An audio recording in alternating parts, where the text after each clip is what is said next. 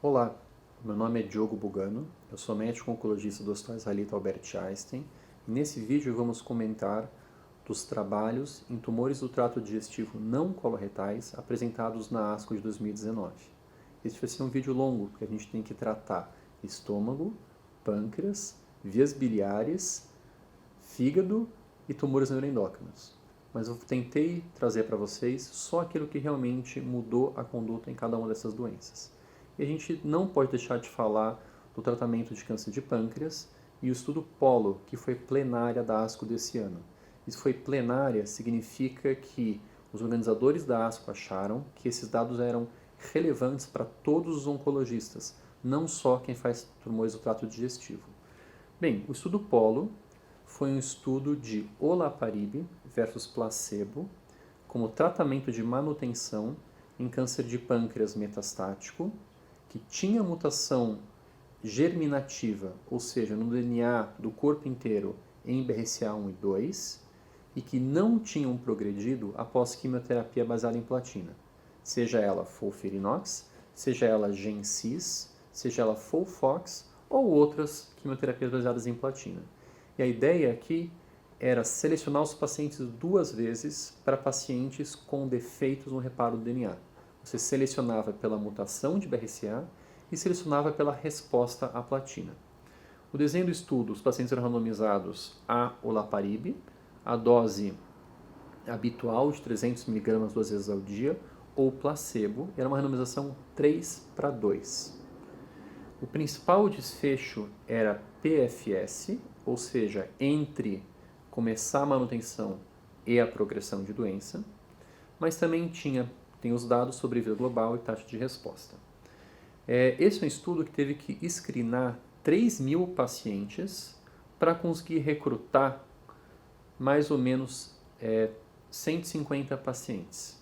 Isso porque a incidência de BRCA mutado é muito baixa, no estudo mais ou menos 7%, e na população brasileira provavelmente entre 5% a 6%.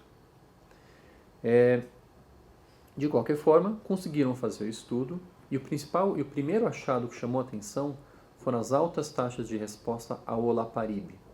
Então o paciente já tinha respondido à quimioterapia, parava a quimioterapia, iniciava o olaparib e a taxa de resposta foi 23% nessa população. Eles tiveram sim 11% de resposta no grupo químio, que provavelmente eram tumores que já estavam respondendo à quimio e continuaram respondendo um pouco quando começaram a manutenção com placebo. O segundo dado que chama atenção é que esses 23% que respondiam ao olaparib tinham longas durações de resposta, com uma duração mediana de 24,9 meses de resposta, sem progressão. Isso se traduziu sim num ganho de PFS, com uma mediana de 7,4 meses no grupo olaparib versus 3,8 meses no grupo quimioterapia. Isso não levou a um ganho de sobrevida global. A sobrevida global mediana foi 18,9 meses num grupo versus 18,1 meses no outro, e tem vários comentários de por que isso aconteceu. Primeiro, os dados não são maduros. Apenas 46% dos pacientes tiveram progressão de doença até agora. Segundo fator é que lembra que apenas 23% responderam. Então, na verdade, a gente tem aqui uma população de 77% que não responderam, e essa população vai ter uma evolução igual à do placebo, e por isso equilibra a sobrevida global, e só 23% respondendo, e esses 23% que vão ser long-term responders vão puxar a curva. Por isso a sobrevida global não foi tão diferente. E, finalmente, muitos desses pacientes, ao falhar o tratamento no grupo placebo, por ser BRCA mutados, conseguiram entrar em outros estudos de drogas inibidores de PARP. Então, acabaram sendo expostos a essa droga também e, por isso, tiveram sobrevidas prolongadas. Mesmo com todos esses comentários, esse estudo muda, sim, a nossa prática. Eu acho que a gente deve, hoje, começar a testar mutações de BRCA1 e 2 germinativas nesses pacientes, e a gente deve sim favorecer quimioterapia baseada em platina na primeira linha, porque a gente não sabe quando começa a quimioterapia se esse paciente vai ser mutado ou não, e se ele for, ele tem que ter sido exposto à platina para daí então receber esse tipo de tratamento. Mudando um pouco de doença, o segundo estudo que eu separei para vocês é o estudo ABC06, de Folfox versus placebo, no tratamento de segunda linha de tumores de vias biliares. Vocês lembram do estudo ABC02, que levou à aprovação de GenCis como padrão em primeira linha? E ficava a dúvida do que fazer em segunda linha. Pois bem, no ABC06, pacientes que ou tinham falhado o GenCis, que eles chamaram de pacientes resistentes à platina, ou que tinham respondido a GenCis, ficado um tempo de férias de quimioterapia, e daí tinham progredido, que eles chamaram de pacientes sensíveis à platina, foram randomizados a Best Supportive Care ou quimioterapia com FOLFOX. E o racional aqui para usar o FOLFOX é que o 5-FU funciona nessa população, e eles tinham uma população que era sensível à platina ainda, e por isso que eles queriam usar oxaliplatina. O estudo foi positivo, ele randomizou 160 pacientes, 80 para cada braço. A sobrevida global mediana foi 6,2 meses no grupo FOLFOX versus 5,3 no grupo placebo. Eu concordo que esse número é pequeno, mas isso trouxe um hazard ratio de 0,7, porque a gente tinha uma grande proporção de pacientes respondendo por bastante tempo. A taxa de pacientes ainda vivos 12 meses após a randomização foi de 25% no grupo FOLFOX versus 11% no grupo placebo, ou seja, quase dobrava. E para surpresa de todo mundo, esses números eram muito parecidos tanto na população que era sensível à platina, quanto na população que era resistente à platina. Então, onde isso nos deixa? Eu acho que hoje a gente tem um novo padrão de segunda linha no tumor de vias biliares. O paciente que falha GenCis na primeira linha deve receber FOLFOX na segunda linha, com base no estudo ABC06. Para falar um pouco de câncer de estômago, eu separei 2 trabalhos. O primeiro é o Keynote 062, que foi desenhado para tentar trazer a aprovação do pembrolizumab para a primeira linha em câncer de estômago. Ele é um estudo que tinha 3 braços.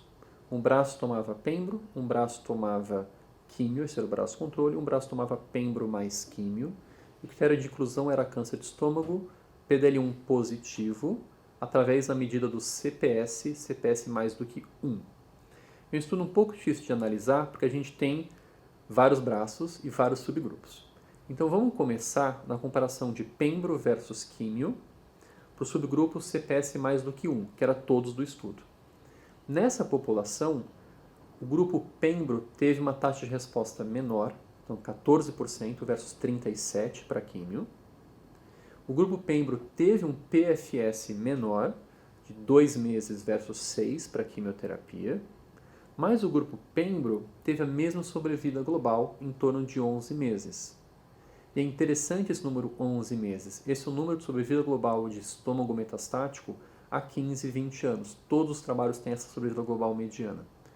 E por que isso? Porque os poucos pacientes que responderam ao pembro, de novo 14%, tinham uma duração de resposta prolongada, em torno de 13 meses, e isso puxou a sobrevida e ela ficou igual ao do grupo químio. No subgrupo de CPS mais do que 10, esses eram os fortes expressores para estômago, o grupo pembro teve um pouco mais de taxa de resposta, 25%. A resposta da quimio foi ainda 37%, igual ao do CPS mais do que 1. O PFS foi de novo pior no grupo pembro, 2,9 meses versus 6,1, mas a sobrevida global foi maior, de 17 meses versus 10,8. De novo, porque a duração de resposta foi muito maior no grupo pembro, em torno de 19 meses versus 7 meses para o grupo químio. Então a conclusão que fica até esse ponto é que para câncer de estômago metastático, CPS mais do que 1, pembro e químio têm exatamente a mesma sobrevida global.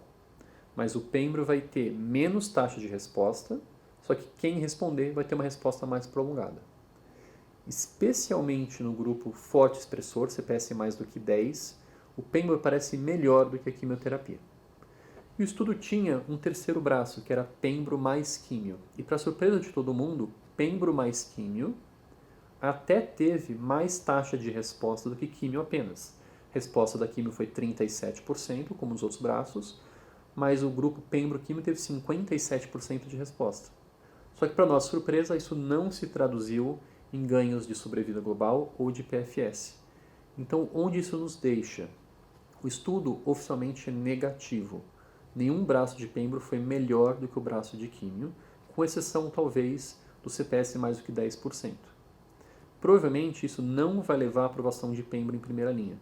E a gente continua guardando pembrolizumab como tratamento de terceira linha no câncer de estômago nos pacientes CPS mais do que 1%. Mais do que 1, perdão. Porém, os dados chamam a atenção de que talvez o CPS mais do que 10 deva receber pembrolizumab. E a gente deve ter mais informações disso nos próximos anos. O segundo estudo que eu gostaria de falar de câncer de estômago para vocês é um estudo pequeno, que já tinha sido apresentado na ASCO GI deste ano, que era um estudo de primeira linha de estômago, HER2 positivo, em que todo mundo era tratado com Xelox mais trastuzumab, que é um esquema habitual nessa população, associado a pembrolizumab. É um estudo de 32 pacientes, que chamou a atenção de todo mundo porque a taxa de resposta foi 87%. Quase todo mundo respondeu. E um PFS mediano de 11,3 meses. E olha que surpreendente, eu falei para vocês que a sobrevida mediana desses pacientes é em torno de 10, 11 meses. E nesse estudo, o PFS dessa primeira linha já foi 11 meses. Então a gente imagina que a sobrevida global vai ser muito maior. Isso vai levar a estudos maiores e no futuro, provavelmente, o uso de pembrolizumab vai ser padrão na primeira linha do paciente HER2 amplificado. E para encerrar o nosso vídeo, eu gostaria de falar de um estudo em tumores neuroendócrinos. A gente, durante muito tempo, teve 2 tratamentos sistêmicos para tumor neuroendócrino, fora os análogos de somatostatina, que era o everolimus e o sunitinib, mas a gente sempre soube que drogas antiangiogênicas funcionavam nessa população. A gente já tinha dados de bevacizumab nessa população, por exemplo, alguns dados pequenos de sorafenib nessa população. Recentemente, a gente teve dados de lenvatinib como novo antiangiogênico nessa população, também funcionando, e na ASCO desse ano a gente teve um trabalho de pazopanib nessa população. Era um estudo que incluía tumores neuroendócrinos não pâncreas, que tinham falhado o análogo de somatostatina, que podiam ou não ter recebido everolimus, mas que não podiam ter recebido nenhum antiangiogênico. Eles eram randomizados a placebo ou pazopanib na dose habitual de 800 mg dia. É um estudo que incluiu 170 pacientes, 97 no grupo pazopanib, 74 no grupo placebo.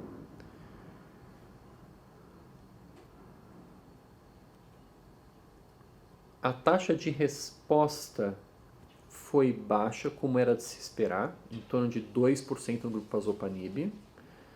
Porém, isso é resposta resiste. Se a gente tenta olhar qualquer redução em tamanho do tumor, 55% dos pacientes tiveram alguma redução. Isso se traduziu num ganho, sim, de PFS, que foi de 11 meses no grupo pazopanib versus 8 meses no grupo placebo. E um dado de sobrevida global ainda imaturo, em torno de 44 meses em cada um dos grupos. Lembre-se que são tumores indolentes e que depois que falharam o pazopanib, eles puderam receber outros tratamentos. Eu separei esse estudo porque ele mostra que o conceito de droga antiangiogênica funciona nessa população. Não dá para dizer que o pazopanib é melhor do que o sunitinib, que a gente tem hoje em dia, mas esse é o primeiro estudo que permitia que os pacientes tivessem tomado everolimus previamente. Então, se o seu paciente tomou everolimus, agora a gente tem dados de algum antiangiogênico após a falha de everolimus. Não percam nossos outros vídeos. Até mais.